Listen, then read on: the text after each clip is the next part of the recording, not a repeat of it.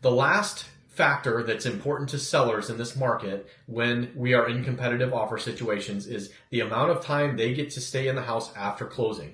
This is important, especially if you're relocating from another market, to understand. It's very abnormal in most other markets around the country for buyers not to receive possession at closing of the sale of a home.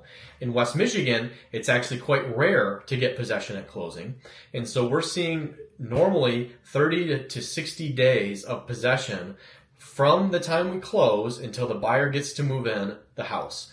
This is something that sellers demand in our market, and when there's multiple offers, there's almost always going to be a handful of those buyers competing that are willing to offer possession to the sellers. And the sellers want time to have their money and make a plan for the next phase of their life when they're moving. So if you're going to be competitive, you have to be able to if you're going to be competitive, you have to be willing to at least consider giving seller that time.